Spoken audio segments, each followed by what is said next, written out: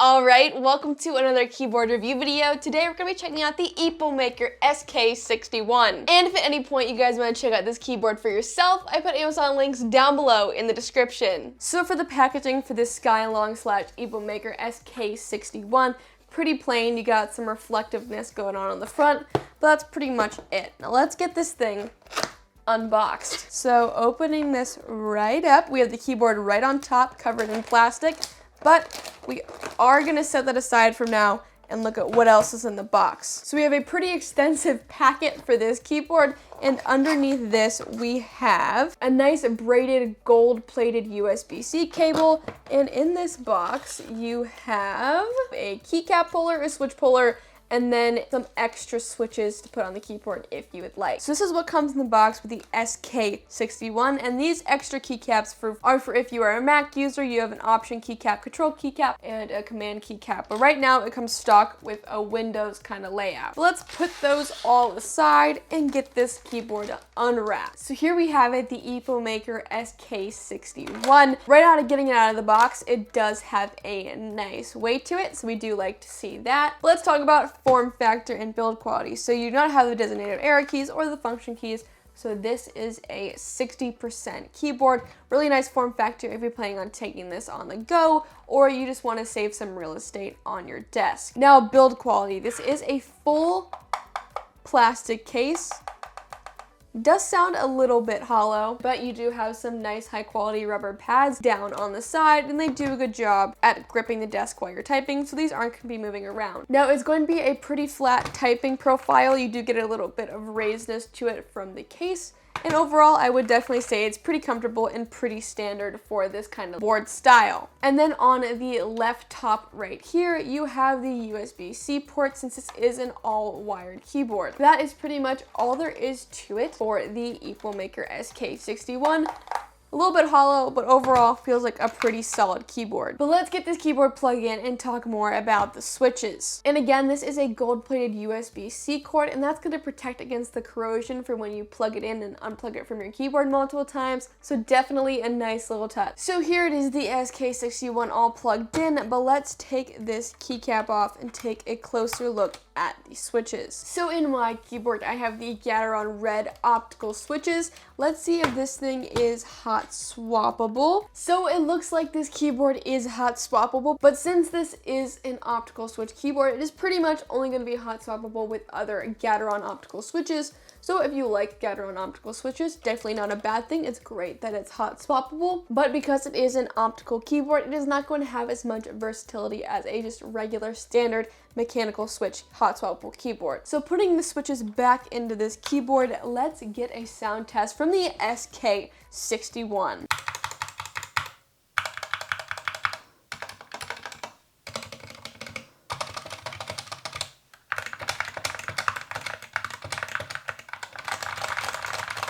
So that was the sound test for the SK61 by Epomaker. There is a little bit of rattle with this space bar, but the other keys definitely have a nice satisfying like clack to them. So I do enjoy the sound with that. Like I said, it did feel a bit hollow in my build quality kind of assessment, so definitely putting some foam in here could help a little bit.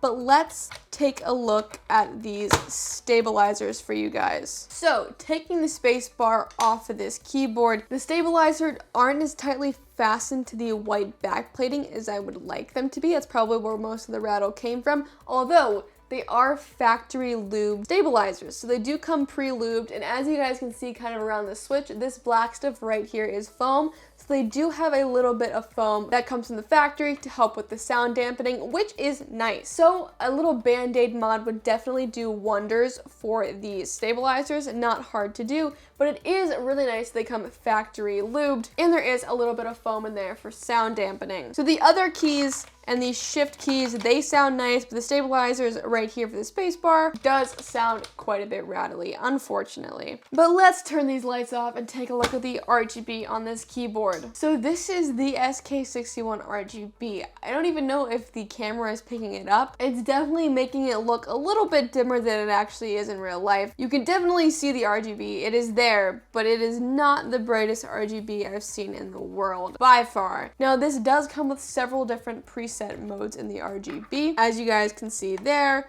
quite a bit of different modes to choose from, as well as different colors. So it's definitely a nice looking keyboard, but the RGB is not mind-blowing. It's definitely pretty dim, so if you're looking for just a little bit of glow on the keyboard, it definitely gives it, but these are not shine through keycaps, so the only RGB that you're going to be getting on this keyboard is around the keys. But now that we have the lights back on, let's talk about these keycaps. So we're gonna take the FN key off and take a better look. So these are PBT keycaps, which basically means more durable. A lot of budget keyboards are gonna have ABS, and those are gonna wear off at the top over time. But PBT are pretty much gonna hold their kind of sheen and design over time. They're oil resistant, and they are a lot more durable in terms of typing and the little grime that gets on them. So PBT keycaps on a keyboard is definitely what you want to see. And I don't know how well you guys can see with my lights, but these are MX style keycaps, so if you want to switch them out, as long as it has a little crosshair kind of sort of design in the middle, you should be good. So with keycaps out of the way, let's talk a little bit about the cool features of this keyboard. So it is water resistant, so if you spill a little bit of water or your drink on your desk, it is not going to ruin this keyboard, which is a really nice test for gamers or people who just like to have water or something on their desk while they're using this. As well as that, it is full anti-ghosting, so you can press down all of these keys and they will fully register on your device, which is always a nice touch to have on a keyboard, especially if you're planning on using this for gaming. As well as that, by pressing the FN key and any of these three keys, you can program which keys are what on this keyboard. So fully programmable. So that was my full review of the Epomaker SK61 for around a $70 keyboard. It definitely could be better. These stabilizers really put me off. I wish they were a lot more solid. The stabilizers on these shift keys, as well as the sound of the regular keys, sound really satisfying on this keyboard. The build quality is definitely solid. You got PBT keycaps on there, so this keyboard is definitely built to last. So for $70 for this keyboard, I mean, it is an optical switch, but I think there are definitely some better options out there, like the Tesseract TK61 that I just reviewed on my channel a few days ago. I would definitely recommend that keyboard more over this one, and that one is only $36. So if you like the aesthetic of this keyboard, it's nice, but for $70, I think there are definitely better keyboards out there. All right, so that was my full review of the Epomaker SK61. Again, if you guys do want to check out this keyboard, I put Amazon links down below in the description. I really hope this video helped you guys out. If it did, it'd be awesome if you could hit that like button